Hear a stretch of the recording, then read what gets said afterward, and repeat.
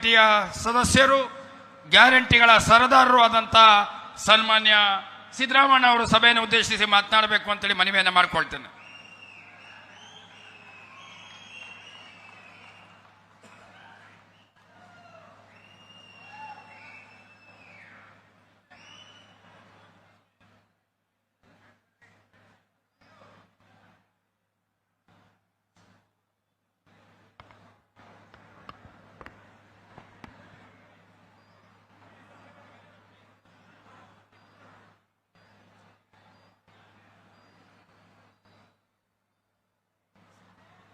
AICC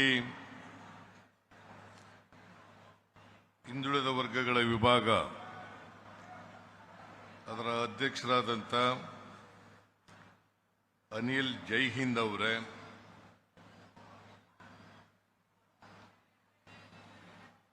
KPCC ಅಧ್ಯಕ್ಷರಾದಂಥ Shri BK. Hariprasad ಅವರೇ,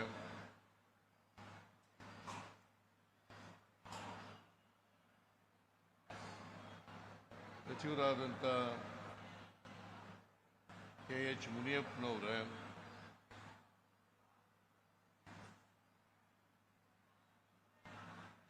KPCC ಹಿಂದುಳಿದ ವರ್ಗಗಳ ಅಧ್ಯಕ್ಷರಾದಂಥ ಡಿ.ಟಿ. ಶ್ರೀನಿವಾಸ್ ಅವರೇ, ಪ್ರದೇಶ್ ಯುವ ಕಾಂಗ್ರೆಸ್ನ ಅಧ್ಯಕ್ಷರಾದಂಥ ಶ್ರೀ ಮಂಜುನಾಥ್ ಅವರೇ, ಪ್ರದೇಶ್ ಮಹಿಳಾ ಕಾಂಗ್ರೆಸ್ನ ಅಧ್ಯಕ್ಷರಾದಂಥ ಶ್ರೀಮತಿ ಸೌಮ್ಯ ರೆಡ್ಡಿ ಅವರೇ,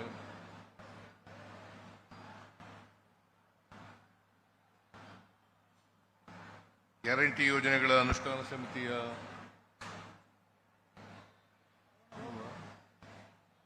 ಪುಷ್ಪ ಅಮರನಾಥ್ ಇಲ್ವಾ?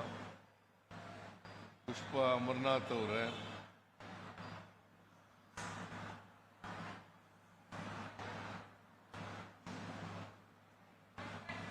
ಲೋಕಸಭಾ ಸದಸ್ಯರು, ರಾಜ್ಯಸಭಾ ಸದಸ್ಯರು,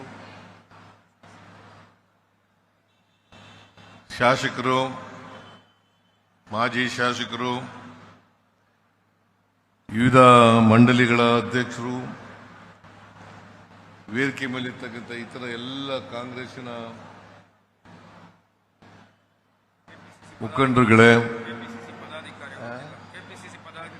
ಕೆಪಿಸಿಸಿ ಎಲ್ಲ ಪದಾಧಿಕಾರಿಗಳೇ, ಇಲ್ಲಿ ಸೇರಿರ್ತಕ್ಕಂಥ ಆತ್ಮೀಯ ಕಾರ್ಯಕರ್ತ ಬಂಧುಗಳೇ, ತಾಯಂದಿರೇ, ಮಾಧ್ಯಮದ ಮಿತ್ರರೇ,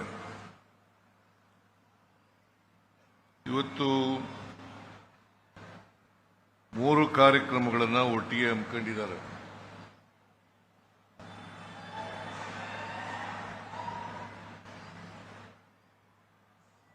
ಒಂದನೇದು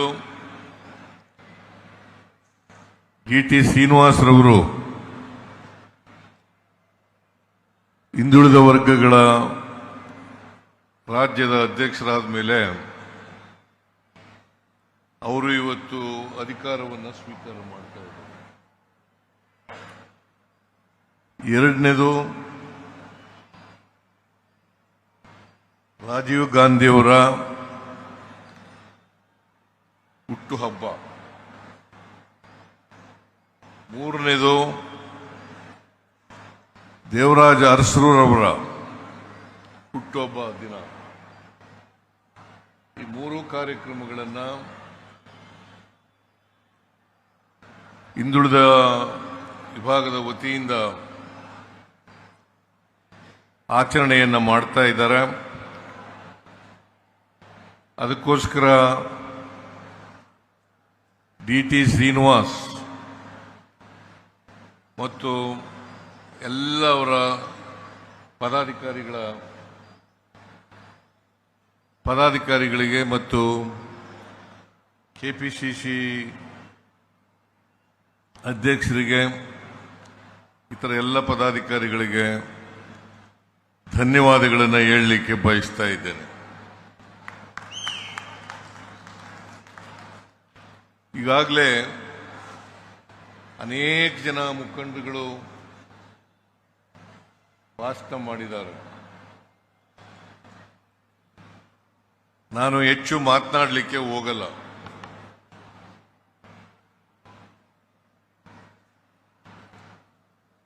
ದೇವರಾಜ ಅರಸರವರು ಮತ್ತೆ ರಾಜೀವ್ ಗಾಂಧಿ ಅವರು ಒಂದೇ ದಿನ ಹುಟ್ಟಿರ್ತಕ್ಕಂಥದ್ದು, ಒಂದೇ ತಾರೀಕಿನಲ್ಲಿ ಹುಟ್ಟಿರ್ತಕ್ಕಂಥದ್ದು, ಆಗಸ್ಟ್ ತಿಂಗಳಲ್ಲಿ.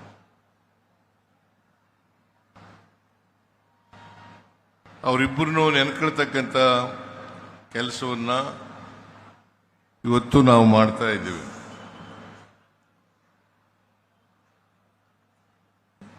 ರಾಜೀವ್ ಗಾಂಧಿ ಅವರು ಬಹಳ ಚಿಕ್ಕ ವಯಸ್ಸಿನಲ್ಲೇ ಪ್ರಧಾನಮಂತ್ರಿ ಆದವರು. ಬಹುಶಃ ಇಡೀ ಭಾರತ ದೇಶದಲ್ಲಿ ಇಲ್ಲಿವರೆಗೆ ಯಾರ್ಯಾರು ಪ್ರಧಾನಿಗಳಾಗಿದ್ದಾರೆ ಅವರಲ್ಲಿ ಬಹಳ ಚಿಕ್ಕ ವಯಸ್ಸಿನವರು 40 ವರ್ಷಕ್ಕೇನೆ ಪ್ರಧಾನಮಂತ್ರಿಗಳಾದರು. ಆದರೆ ಅವರು ಈಗ ಬದುಕಿದ್ರೆ 82 ವರ್ಷಗಳಾಗ್ತಾ ಇತ್ತು. ಆದರೆ ದುಷ್ಕರ್ಮಿಗಳು ಅವರನ್ನ ಕೊಂದಾಕಿದ್ರು. ಅವರು ಬದುಕಿದ್ರೆ ಇನ್ನೊಮ್ಮೆ ಪ್ರಧಾನಿ ಆಗ್ತಾ ಇದ್ರು. ಈ ದೇಶದ ಅಭ್ಯುದಯ ಆಗ್ಲಿಕ್ಕೆ ಸಾಧ್ಯ ಆಗ್ತಾ ಇತ್ತು ಅಂತಕ್ಕಂಥದ್ದನ್ನ ಇವತ್ತು ನಾವೆಲ್ಲರೂ ಕೂಡ ನೆನ್ಕೋಬೇಕಾಗ್ತದೆ. ನಾನು ರಾಜೀವ್ ಗಾಂಧಿ ಅವರು ಸತ್ತಾಗ, ಅವರ ಹತ್ಯೆ ಆದಾಗ ಲೋಕಸಭೆಗೆ ನಿಂತಿದ್ದೆ 91ನೇ ಇಸ್ವಿ. ಕೊಪ್ಪಳದಿಂದ ಲೋಕಸಭೆಗೆ ನಿಂತಿದ್ದೆ. ಆದರೆ ಕಾಂಗ್ರೆಸ್ನಿಂದ ಅಲ್ಲ, ಜನತಾದಳ ಎಸ್ನಿಂದ ನಿಂತಿದ್ದೆ ನಾನು.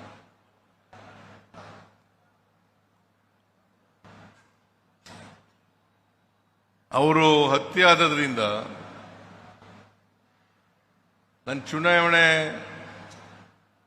ಮುಂದಕ್ಕೆ ಹೋಯಿತು. ಮುಂದಕ್ಕೆ ಹೋದ್ರಿಂದ ನಾನು ಸೋತೆ ಅಂತಕ್ಕಂಥದ್ದನ್ನ ಇವತ್ತು ಜ್ಞಾಪಿಸ್ಕೊಳ್ಳಲಿಕ್ಕೆ ಬಯಸ್ತಾ ಇದ್ದೇನೆ. ಒಂದು ವೇಳೆ ರಾಜೀವ್ ಗಾಂಧಿ ಅವರ ಹತ್ಯೆ ಆಗದೆ ಹೋಗಿದ್ರೆ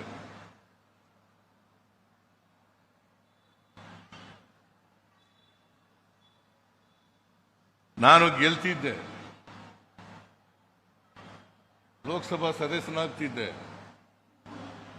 ಆಗದೆ ಹೋದದ್ದು ಒಳ್ಳೇದಾಯ್ತು ಅಂತ ಅನ್ಸುತ್ತೆ.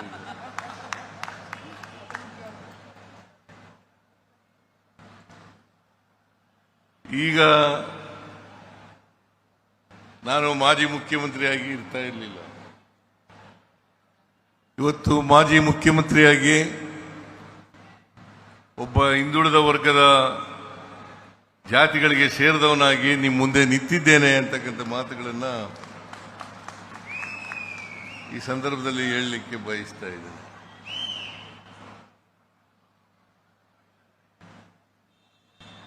ರಾಜೀವ್ ಗಾಂಧಿ ಅವರು ಪ್ರಧಾನಮಂತ್ರಿ ಆಗಿದ್ದಾಗ ಅನೇಕ ಅಭಿವೃದ್ಧಿ ಕೆಲಸಗಳನ್ನು ಮಾಡಿದ್ರು. ಅವರು ಯುವ ಜನತೆ ಮೇಲೆ ಅಪಾರವಾದಂಥ ನಂಬಿಕೆಯನ್ನು ಇಟ್ಕೊಂಡಿದ್ರು.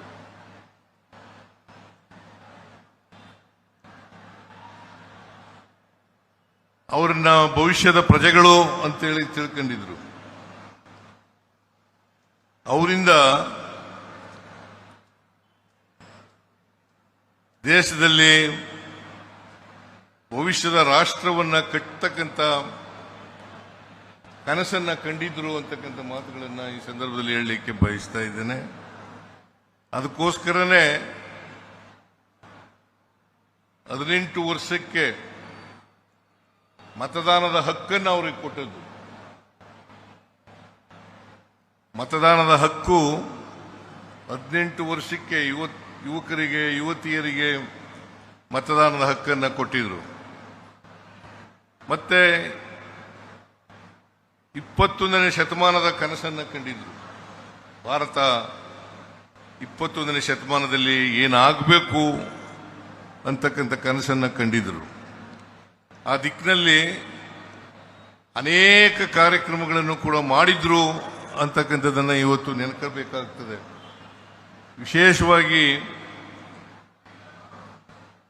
ರಾಜೀವ್ ಗಾಂಧಿಯವರು ವಿಜ್ಞಾನ ಮತ್ತು ತಂತ್ರಜ್ಞಾನದಲ್ಲಿ ಬಹಳ ಕೆಲಸವನ್ನು ಮಾಡಿದರು. ಇವತ್ತು ಸಂಪರ್ಕ ವಿಭಾಗ ಇದೆಯಲ್ಲ, ಆ ಸಂಪರ್ಕ ವಿಭಾಗದಲ್ಲಿ ಬಹಳಷ್ಟು ಕೆಲಸವನ್ನು ಮಾಡಿದರು. ಇವತ್ತು ಒಬ್ಬ ದೇಶದ ಯಾವ ಮೂಲೆಯಲ್ಲಿದ್ದವರು ಕೂಡ ಮೂಲೆಯಲ್ಲಿಂದ ಜಗತ್ತಿನ ಅನೇಕ ಭಾಗಗಳಿಗೆ ಇವತ್ತು ಸಂಪರ್ಕವನ್ನು ಏರ್ಪಾಡು ಮಾಡಿ ಅದನ್ನು ಮಾಡಲಿಕ್ಕೆ ಸಾಧ್ಯ ಆಗಿರ್ತಕ್ಕಂಥದ್ದು ರಾಜೀವ್ ಗಾಂಧಿ ಅವರಿಂದ ಅಂತಕ್ಕಂಥ ಮಾತುಗಳನ್ನು ಈ ಸಂದರ್ಭದಲ್ಲಿ ಹೇಳಲಿಕ್ಕೆ ನಾನು ಬಯಸ್ತಾ ಇದ್ದೇನೆ. ಅದರಿಂದ ವಿಜ್ಞಾನ ತಂತ್ರಜ್ಞಾನ ಬೆಳವಣಿಗೆಗೆ ಅಪಾರವಾದಂಥ ಕೊಡುಗೆಯನ್ನು ರಾಜೀವ್ ಗಾಂಧಿ ಅವರು ಕೊಟ್ಟಿದ್ರು ಅಂತಕ್ಕಂಥ ಮಾತುಗಳನ್ನು ಹೇಳಲಿಕ್ಕೆ ಬಯಸ್ತಾ ಇದ್ದೇನೆ. ಆಮೇಲೆ ಹಿಂದುಳಿದ ವರ್ಗದವರ ಜನರಿಗೆ, ಮಹಿಳೆಯರಿಗೆ,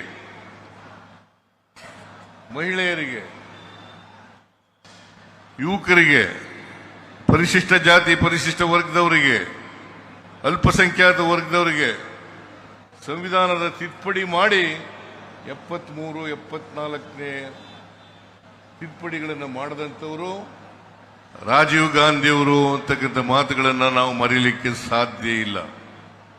ಬಹಳ ಭಾರತೀಯ ಜನತಾ ಪಕ್ಷದವರು ಬಹಳಷ್ಟು ಮಾತಾಡ್ತಾರೆ,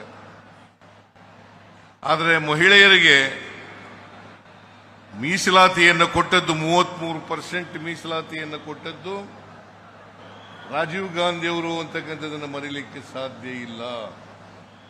ಇದನ್ನ ಮಹಿಳೆಯರೆಲ್ಲರೂ ಕೂಡ, ಈ ದೇಶದ ಮಹಿಳೆಯರೆಲ್ಲರೂ ಕೂಡ ಅರ್ಥ ಮಾಡ್ಕೋಬೇಕಾಗ್ತದೆ. ಸ್ಥಳೀಯ ಸಂಸ್ಥೆಗಳ ಚುನಾವಣೆಗಳಲ್ಲಿ ಮತ್ತೆ ಗ್ರಾಮೀಣ ಪ್ರದೇಶದಲ್ಲಿ ಇರ್ತಕ್ಕಂಥ ಮಂಡಲ್ ಪಂಚಾಯಿತಿ, ತಾಲೂಕು ಪಂಚಾಯಿತಿ, ಜಿಲ್ಲಾ ಪಂಚಾಯಿತಿಗಳಲ್ಲಿ ಮೊದಲನೇ ಬಾರಿಗೆ 73, 74ನೇ ತಿದ್ದುಪಡಿಗಳನ್ನು ಮಾಡೋದ್ರ ಮೂಲಕ ಮೀಸಲಾತಿಯನ್ನು ತಂದದ್ದು ಹಿಂದುಳಿದ ವರ್ಗದವರಿಗೆ, ಅಲ್ಪಸಂಖ್ಯಾತರಿಗೆ ಮತ್ತೆ ಮಹಿಳೆಯರಿಗೆ. ಈ ಮೀಸಲಾತಿಯನ್ನು ಕೊಟ್ಟದ್ದು ಯಾರು ಇದ್ರೆ ಅದು ರಾಜೀವ್ ಗಾಂಧಿಯವರು ಅಂತಕ್ಕಂಥ ಮಾತುಗಳನ್ನು ಹೇಳಲಿಕ್ಕೆ ಬಯಸ್ತಾ ಇದ್ದೇನೆ. ಭಾರತೀಯ ಜನತಾ ಪಕ್ಷ ಅಲ್ಲ ಇವತ್ತು ವುಮೆನ್ ರಿಸರ್ವೇಷನ್ ತರಬೇಕು ಅಂತೇಳಿ ಬಹಳ ದೊಡ್ಡದಾಗಿ ಪ್ರಚಾರವನ್ನು ಗಿಟ್ಟಿಸ್ಕೊಳ್ತಕ್ಕಂಥ ಪ್ರಯತ್ನವನ್ನು ಮಾಡ್ತಾ ಇದ್ದಾರೆ. ವುಮೆನ್ ರಿಸರ್ವೇಷನ್ ಬಗ್ಗೆ ರಾಜೀವ್ ಗಾಂಧಿ ಅವರ ಕಾಲದಲ್ಲೇ ಮಾಡಿದ್ದು. ಅದರಿಂದ ಆ ಹೆಗ್ಗಳಿಕೆ, ಅದರ ಕೊಡುಗೆ ರಾಜೀವ್ ಗಾಂಧಿ ಅವರಿಗೆ ಸೇರಬೇಕು ಅಂತಕ್ಕಂಥ ಮಾತುಗಳನ್ನು ಹೇಳಲಿಕ್ಕೆ ಬಯಸ್ತಾ ಇದ್ದೇನೆ. ಅದರಿಂದ ನಾವೆಲ್ಲರೂ ಕೂಡ ತಿಳ್ಕೋಬೇಕಾಗಿರ್ತಕ್ಕಂಥದ್ದು, ಹಿಂದುಳಿದವರಿಗೆ ಇವತ್ತು ಏನಾದರೂ ಮೀಸಲಾತಿ ಸಿಕ್ಕಿದ್ರೆ, ಅಲ್ಪಸಂಖ್ಯಾತರಿಗೆ ಮೀಸಲಾತಿ ಸಿಕ್ಕಿದ್ರೆ, ರಾಜಕೀಯ ಅಧಿಕಾರ ಹಂಚಿಕೆ ಆಗಿದ್ರೆ ಅದಕ್ಕೆ ಶ್ರೀಮಾನ್ ರಾಜೀವ್ ಗಾಂಧಿಯವರು ಕಾರಣ ಅಂತಕ್ಕಂಥ ಮಾತುಗಳನ್ನು ತಾವೆಲ್ಲರೂ ಕೂಡ ತಿಳ್ಕೊಂಡಿದ್ದೀರಿ ಅಂತಕ್ಕಂಥದ್ದು ನನ್ನ ಭಾವನೆ.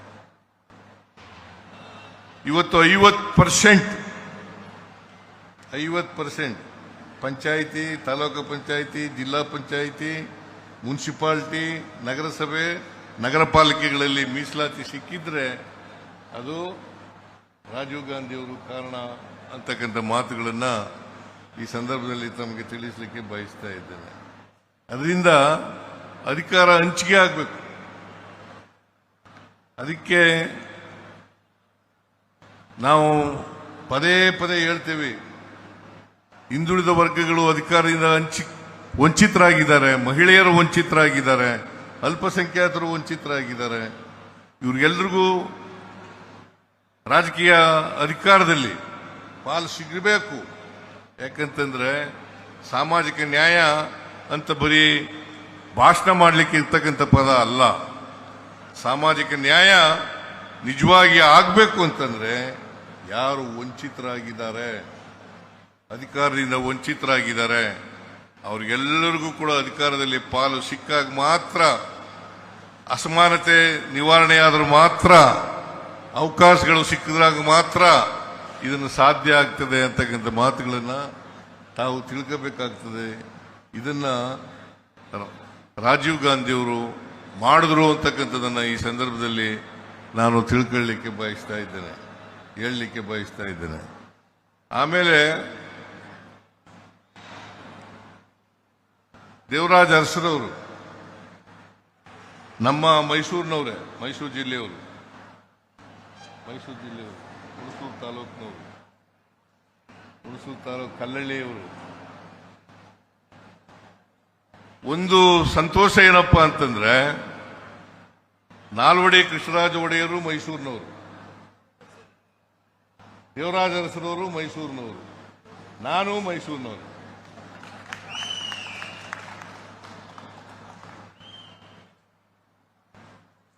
ನಾವೆಲ್ಲರೂ ಕೂಡ ಸಾಮಾಜಿಕ ನ್ಯಾಯದಲ್ಲಿ ನಂಬಿಕೆ ಇಟ್ಕೊಂಡಿದ್ದಂಥವ್ರು. ಸಾಮಾಜಿಕ ನ್ಯಾಯವನ್ನ ಜಾರಿ ಮಾಡತಕ್ಕಂಥ ಪ್ರಯತ್ನವನ್ನ ದೇವರಾಜ ಅರಸರವರು ಮಾಡಿದ್ರು ಅಂತಕ್ಕಂಥದ್ದನ್ನು ಇವತ್ತು ಸ್ಮರಿಸ್ಕೋಬೇಕಾಗ್ತದೆ. ಬಹುಶಃ ಮಿಲ್ಲರ್ ಆಯೋಗ ರಚನೆ ಮಾಡಿ ಅಂದಿನ ಕಾಲದಲ್ಲೇ 1918-19 ಇಸ್ವಿನಲ್ಲಿ 18-19 ಇಸ್ವಿನಲ್ಲಿ ಮಿಲ್ಲರ್ ಆಯೋಗ ರಚನೆ ಮಾಡಿ ಅದನ್ನ ವರದಿಯನ್ನು ತಗೊಂಡು ಜಾರಿ ಮಾಡಿ ಹಿಂದುಳಿದವರಿಗೆ ಶಿಕ್ಷಣದಲ್ಲಿ ಮತ್ತು ಉದ್ಯೋಗದಲ್ಲಿ ಅವಕಾಶವನ್ನು ಕಲ್ಪಿಸಿಕೊಟ್ಟವರು ಶ್ರೀ ದೇವರಾಜ ಅರಸರವರು ಅಂತಕ್ಕಂಥ ಮಾತುಗಳನ್ನ ಹೇಳಲಿಕ್ಕೆ ನಾಲ್ವಡಿ ಕೃಷ್ಣರಾಜ ಒಡೆಯರು ಅಂತಕ್ಕಂಥದ್ದನ್ನ. ಆಮೇಲೆ